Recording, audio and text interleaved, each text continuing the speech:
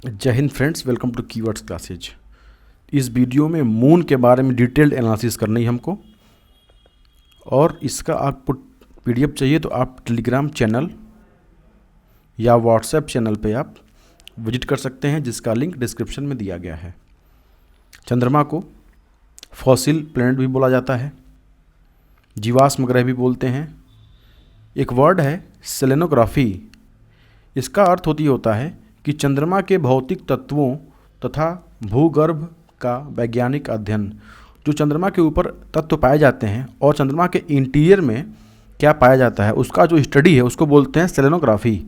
ये देखिएगा स्क्रीन पर आपको दिख रहा है कि ये चंद्रमा का सरफेस है, और यहाँ से आपको पृथ्वी कैसी दिख रही है, ब्लू ब्लू दिख रही है, तो ये आपकी पृथ्वी है, ठीक है। और एक ये इमेज है जो कि आपको पृथ्वी से दिखता है, ये चंद्रमा पर, ये आपका ये अर्थ है। आप अर्थ से जब देखते हैं चंद्रमा को तो ऐसा दिखता है, काफ़ी इस पर गड्ढे दिखाई देते हैं। अभी इन गड्ढों के बारे में अच्छे से पढ़ेंगे हम, तो आप हमारे साथ लास्ट तक बने रहिएगा। तो हम पढ़ चुके हैं सेलेनोग्राफी। अब है कि पृथ्वी की चंद्रमा से औसत दूरी कितनी है, तो वो है 3,84,365 किलोमीटर, ठीक है। फिर है दो वर्ड आता है पेरिजी और एपोजी, इनको बहुत ध्यान से पढ़ने की ज़रूरत है। इसके पहले आप एफेलियन और पेरीहिलियन के बारे में पढ़ चुके हैं, जो कि क्रमशः सूर्य से पृथ्वी की औसत दूरी को बताता है। ऐसे ही जो पेरिजी है वह चंद्रमा से पृथ्वी की न्यूनतम दूरी और अधिकतम दूरी को एपोजी बताता है।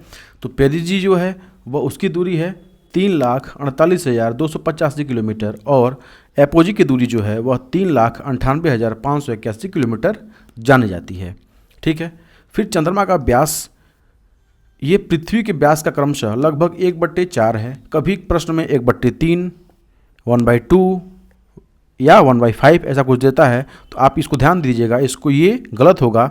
1/4 ऑफ डायमीटर ऑफ अर्थ का है ये। फिर जो इसका मास है वह 7.35 इंटू 10⁻22 किलोग्राम का है। मतलब पृथ्वी के द्रव्यमान का 1/81वां भाग चंद्रमा का द्रव्यमान है, ठीक है। आगे बढ़ते हैं।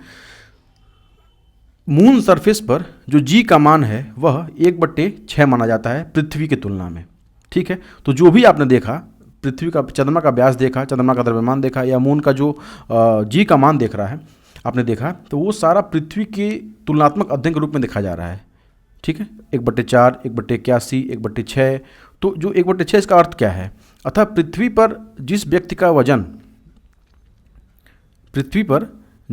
का वजन 72 kg होगा, चंद्रमा तल पर मात्र 12 किलो का होगा। जैसे मान लीजिए आप अभी अर्थ पर हैं, आपका वजन 60 kg है, आप चले गए चंद्रमा पर किसी वजह से, तो चंद्रमा पर चले गए आप, तो वहाँ पे आपका जो वजन होगा वो उसका 1/6 कर लीजिए, ठीक है, 10 किलो हो जाएगा। फिर मून सरफेस पर पलायन वेग क्या होता है, आप हमें कमेंट सेक्शन में जरूर बताइएगा कि अर्थ का पलायन वेग क्या है। आप ये पढ़े होंगे, पिछली कक्षाओं में पढ़ चुके होंगे, अपने जो एकेडमिक्स में पढ़े होंगे आप, तो बताइए चंद्रमा का पलायन वेग, इसके वेलोसिटी क्या होता है। यहाँ देखेंगे हम अर्थ का, यहाँ देखेंगे मून का 2.38 किलोमीटर पर सेकेंड होता है। कम पलायन वेग के कारण चंद्रमा पर वायुमंडल का अभाव है। तो एक प्रश्न बनता है कि चंद्रमा पर वायुमंडल का अभाव क्यों है, तो वह है कम पलायन वेग के कारण। एक चंद्र दिवस 24 घंटे और 52 मिनट का होता है। जैसे एक जो अपना पृथ्वी दिवस है वह कितने दिन का होता है, 24 घंटे का होता है। ऐसे ही जो मून डे होता है वह 24 घंटे और 52 मिनट का होता है। फिर है परिक्रमण काल, जो कि 27 दिन 7 घंटे और 43 मिनट का होता है, और इसी के समान होता है इसका घूर्णन काल। तो परिक्रमण काल और घूर्णन काल दोनों चंद्रमा का समान होता है। तो ये जो दोनों इक्वल हैं, परिक्रमण और घूर्णन, इन्हीं के कारण चंद्रमा का केवल एक भाग ही पृथ्वी से दिखाई देता है, ठीक है। वस्तुतः चंद्रमा का केवल 59% भाग ही पृथ्वी से दिखाई दे सकता है। चंद्रमा के सूर्यमुखी धरातल का अधिकतम तापमान 214 डिग्री सेंटीग्रेड, और जो सूर्यमुखी धरातल है उसका -243 डिग्री सेंटीग्रेड होता है। कितना बड़ा अंतर है ये देखिएगा कि जो मून है ये, और इसका जो ये सन है, जो सिरा सन की ओर है, उसका जो टेम्परेचर है आपको वो है 214 डिग्री सेंटीग्रेड, लेकिन जो सन के अपोजिट है उसका माइनस में है 243 डिग्री सेंटीग्रेड। समझ रहे हैं। फिर चंद्रमा का जो अल्बीडो है वह 0.07% है। मतलब कहने का ये है कि चंद्रमा सूर्य से प्राप्त प्रकाश का केवल 7% भाग ही क्या करता है, रिफ्लेक्ट कर देता है, परावर्तित कर देता है। चंद्रमा पर मौजूद सागर कुछ हैं, उनका नाम देखिएगा। एक है मेयर इम्ब्रियम, मेयर न्यूबियम, नेक्टेरिस, ट्रैंक्विलिटीज और सेरेंसियाटिस। ठीक है, एक इमेज है उसमें देखिए आप, ये है आपका मेयर इम्ब्रियम, मेयर सेरेंटियटिस, ओसियानस, प्रोसिलेरम, ये सब जो भी आपको दिख रहे हैं, ट्रैंक्विलिटीज दिख रहा है, क्रिसियम दिख रहा है, ये सब क्या है, ये सागर हैं। जैसे यहाँ पे प्रशांत महासागर है, हिंद महासागर है, वैसे वहाँ पे सागर जो हैं उनको बोलते हैं मेयर बोलते हैं, या मारिया बोलते हैं, या सी बोलते हैं। ठीक है, तो ये चंद्रमा पर मौजूद हैं। फिर क्रेटर क्या होता है समझिएगा। मून सरफेस पर पाए जाने वाले गोलाकार गर्त या गड्ढों को बोलते हैं क्रेटर। आप आगे आपको पढ़ाया जाएगा, जब ज्वालामुखी पढ़ा जाएगा तो उसमें भी क्रेटर का नाम आएगा, काल्डेरा का नाम आएगा। ऐसे ये क्रेटर है।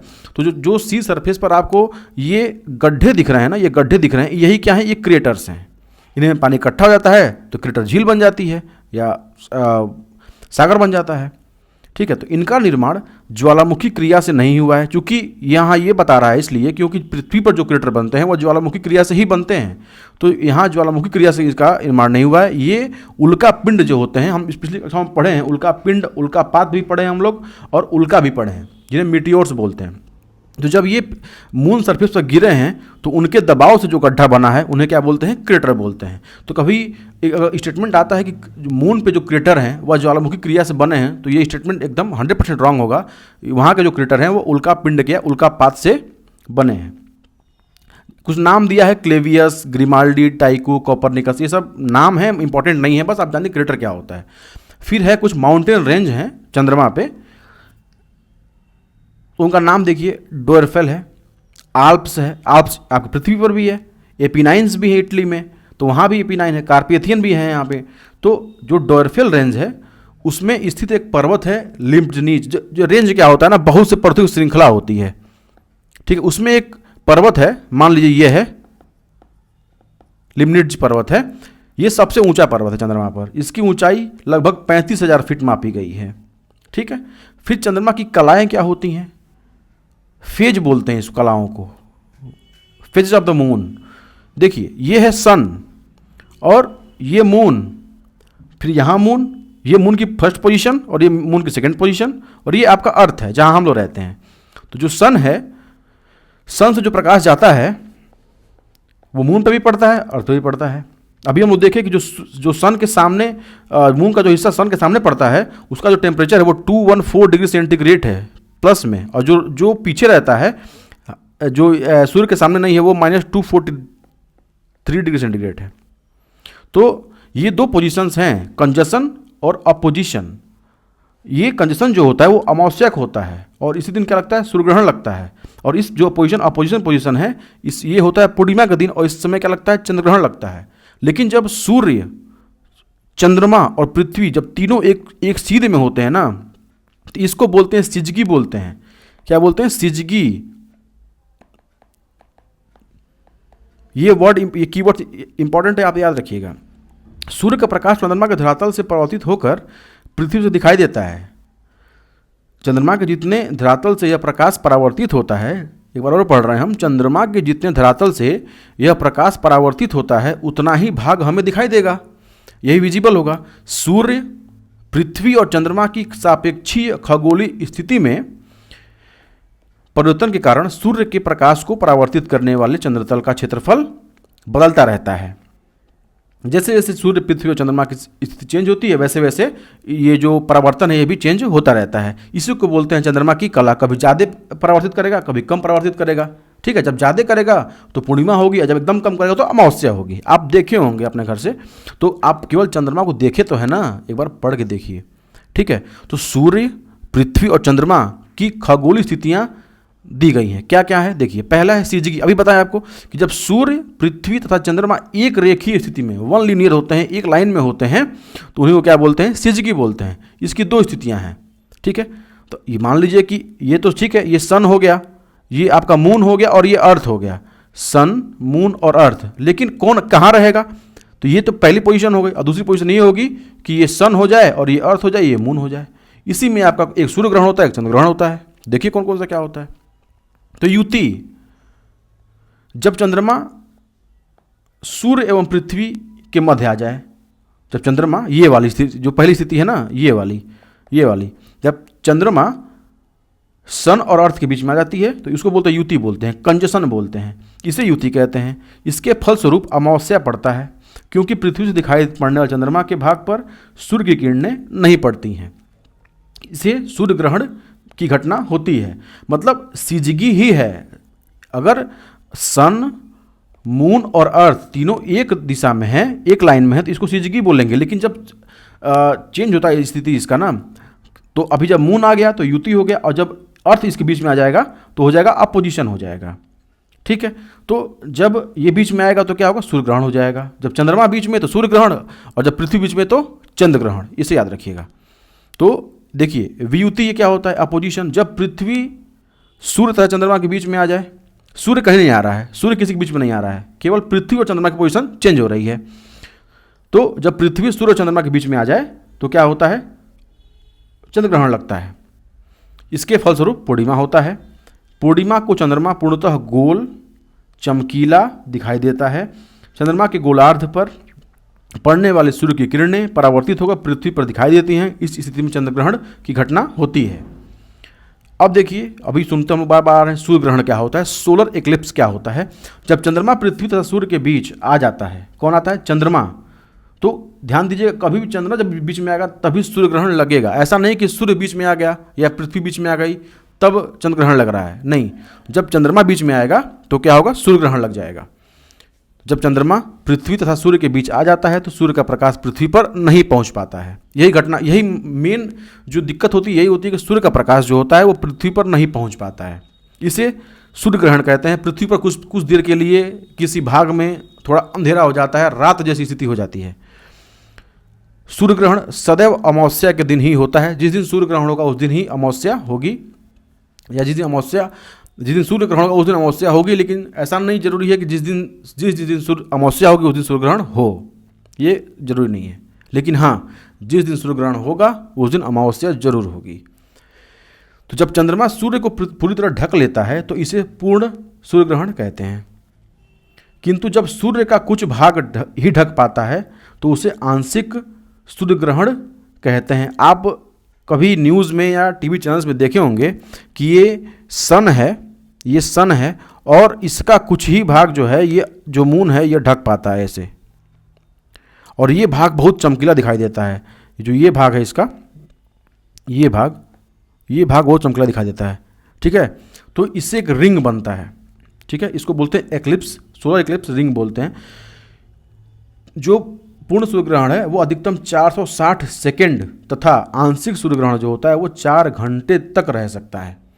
पृथ्वी के किसी स्थान से पूर्ण सूर्य ग्रहण 360 वर्षों में केवल एक बार ही दिखाई देता है। जो पूर्ण सूर्य ग्रहण होता है, कंप्लीट सोलर एक्लिप्स जो होता है, वो 360 वर्षों में केवल एक बार ही दिखाई पड़ सकता है। 3 बार दिखा था 20वीं शताब्दी में, जैसे देखिए 1980 में, 1995 में और 1999 में। ये डेट दी गई है, इंपॉर्टेंट नहीं है। सूर्य ग्रहण एक इमेज के साथ देखिएगा। जो सूर्य ग्रहण है, ये सूर्य ग्रहण जो है, यहाँ पे देखिए ये सूर्य है, जहाँ था वहीं है, ये कहीं हिलेगा नहीं। ये चंद्रमा बीच में आ गया इसके। जब चंद्रमा बीच में आया तो पृथ्वी के कुछ हिस्से पर देखिए अंधेरा हो गया है। तो जब किसी के पोजीशन में अंधेरा हो जाता है ना, तो उसी को बोलते हैं ग्रहण लग गया है। तो ग्रहण मतलब समझिए, ग्रहण कोई स्थिति ऐसे नहीं है कि बस सूर्य से और चंद्रमा का प्रकाश रुक गया, चंद्रमा से सूर्य का प्रकाश रुक गया और पृथ्वी पर अंधेरा हो गया तो ग्रहण लग गया। ये तो ठीक है, ये तो खगोलीय ग्रहण है। लेकिन कुछ ग्रहण लोग की जिंदगी में भी लगता है। जब किस्मत साथ नहीं दे तो उसके ग्रहण उसकी ज़िंदगी में भी लग जाता है। तो यह है सूर्य ग्रहण। चंद्रमा की छाया पड़ रही है पृथ्वी पर, जहाँ छाया पड़ेगी वहीं ग्रहण लग गया। ठीक है, ये कुछ कुछ हिस्सों में दिखाई देता है। ऐसा नहीं कि पूरे पृथ्वी पर ही ग्रहण लग जाए, ये जरूरी नहीं। पूर्ण सूर्य ग्रहण जो होता है, थोड़ा पूर्व तथा पश्चात चंद्रमा के धरातल पर स्थित गड्ढों या घाटियों से स्थित आने वाले सूर्य के प्राकृतिक प्रकाश को जब गुजरता है तो उसको बोलते हैं वेलिज बीट्स बोलते हैं। जो सूर्य चंद्रमा के सरफेस जो गड्ढे हैं ना, क्रेटर्स हैं, जो गड्ढे बने हैं, उससे जो प्रकाश गुजरता है उसको बोलते हैं वेलिज बीट्स बोलते हैं। ये कीवर्ड से याद रखिए, कोई इंपॉर्टेंट टर्मिनोलॉजी है। पूर्ण सूर्य ग्रहण के थोड़ा सा पूर्व पश्चात चंद्रमा के चतुर्दिक दिखने वाले छल्ले नुमा तेज प्रकाश को डायमंड रिंग बोलते हैं। अभी दिखाया आपको। इस समय सूर्य के वायुमंडल का कोरोना भाग स्पष्ट दिखाई देता है। सूर्य के वायुमंडल का ये जो कोरोना वाला भाग है ना, ये बाहर वाला, ये स्पष्ट दिखाई देता है। इसी को बोलते हैं डायमंड रिंग, चमकता है खूब। बाकी सब ये चंद्रमा ढक, ये पृथ्वी से देखते हैं हम तब दिखता है। फिर चंद्र ग्रहण क्या होता है? तो चंद्र ग्रहण जो है इसको बोलते हैं लूनर इक्लिप्स बोलते हैं। जब पृथ्वी सूर्य और चंद्रमा के बीच में आ जाती है तब सूर्य का प्रकाश चंद्रमा पर नहीं पहुंच पाता है। इस घटना को चंद्र ग्रहण कहते हैं। चंद्र ग्रहण सदैव पूर्णिमा को होता है, ये भी याद रखिएगा। सूर्य ग्रहण तथा चंद्र ग्रहण प्रत्येक अमावस्या या पूर्णिमा को नहीं होते हैं, अभी मैं ऊपर बताया आपको। लेकिन जिस दिन सूर्य ग्रहण लगेगा, जिस दिन चंद्र ग्रहण लगेगा, उस दिन क्रमशः अमावस्या या पूर्णिमा जरूर होगी, क्योंकि पृथ्वी तथा चंद्रमा के कक्ष तलों में परस्पर 5 डिग्री का झुकाव पाया जाता है। सूर्य ग्रहण तथा चंद्र ग्रहण में ग्रहण से प्रभावित केंद्रीय भाग को अम्बरा बोलते हैं तथा उसके चतुर्दिक धुंधले भाग को पेनम्बरा बोलते हैं। एक बार और पढ़िए, समझिए। सूर्य ग्रहण तथा चंद्र ग्रहण में ग्रहण के से प्रभावित जो केंद्रीय भाग है, मान लीजिए, एक बार देखिए फिगर में समझाते हैं आपको। ये सन है, यह मान लीजिए अर्थ है और यह मून है। तो जिस भाग पे ग्रहण लग रहा है, जहाँ अंधेरा है, उसके सेंटर वाले केंद्रीय भाग को बोलते हैं अम्बरा बोलते हैं, और जो उसके किनारे का भाग है ग्रहण वाला, उसको बोलते हैं पेनम्बरा। ये इंपॉर्टेंट टर्म्स हैं, आप इसको अपने नोट्स में ऐड कर लीजिएगा। अम्बरा और पेनम्बरा क्या होता है। अब कुछ इंपॉर्टेंट फैक्ट्स हैं, देखिए। एक कैलेंडर वर्ष में अधिकतम 7 ग्रहण ही हो सकते हैं। कितने? 7 हो सकते हैं, 8 नहीं होंगे, 9 नहीं होंगे, अधिकतम 7 होंगे, जिसमें से 4 या 5 सूर्य ग्रहण हो सकते हैं और 3 या 4 चंद्र ग्रहण हो सकते हैं। सूर्य ग्रहण की घटना एक वर्ष में कम से कम 2 बार और अधिकतम 5 बार होगी। सोलर इक्लिप्स, ये मैक्सिमम 2 बार और मिनिमम 1 बार और मैक्सिमम 5 बार हो सकता है। और ऐसे ही जो लूनर है इक्लिप्स है, यह 3 से 4 बार लग सकता है वर्ष में। ठीक है, देखिए चंद्र ग्रहण का एक इमेज के माध्यम से समझाया गया है। ये आपका सन है, ये सन है, ये चंद्रमा है, पृथ्वी है। चंद्रमा और सूर्य के बीच में पृथ्वी आ गई है, बस। अब ये जो अंदर का भाग है ये अम्बरा है और जो बाहर का भाग है यही क्या है? पेनम्बरा है। ठीक है, बस। अब युति तथा वियुति के अलावा, कंजशन और अपोजिशन के अलावा सूर्य तथा पृथ्वी के संदर्भ में सापेक्षिक स्थिति बदलती रहती है, अर्थात चंद्रमा, सूर्य व पृथ्वी एक रेखीय गति में नहीं होते हैं। ऐसी स्थिति में क्रमशः घटता बढ़ता रहता है चंद्रमा। ठीक है, ये भूल गया है लिखना, चंद्रमा घटता बढ़ता रहता है, क्योंकि चंद्रमा का आंशिक प्रकाश ही पृथ्वी तक पहुंच पाता है। चंद्रमा के लगातार घटते क्रम को घटता चंद्रमा बोलते हैं। मतलब समझिएगा, पूर्णिमा से और अमावस्या तक का जो सफ़र होता है, यहाँ इसको बोलते हैं हम लोग घटता चंद्रमा। ठीक है, और यही जब अमावस्या से पूर्णिमा तक चंद्रमा जाता है, फिर सफ़र तय करता है, इसको बोलते हैं बढ़ता या वृद्धिमान या ग्रोविंग मून बोलते हैं, चंद्रमा बोलते हैं। और इसी को बोलते हैं कृष्ण पक्ष, और इसको बोलते हैं शुक्ल पक्ष। ठीक है, तो जो वैनिंग मून है, घटता चंद्रमा है, इस अवधि को कृष्ण पक्ष बोलते हैं, डार्क फोर्टनाइट बोलते हैं। और अमावस्या से पूर्णिमा तक का चंद्रमा का आकार लगातार बढ़ता रहता है, इसको वृद्धिमान चंद्रमा या वैक्सिंग मून बोलते हैं, और इसी को शुक्ल पक्ष बोलते हैं। तो ये थी मून के बारे में सारी चीज़ें। और आपको वीडियो अच्छा लगा हो तो लाइक सब्सक्राइब करिएगा। ठीक है, थैंक यू सो मच।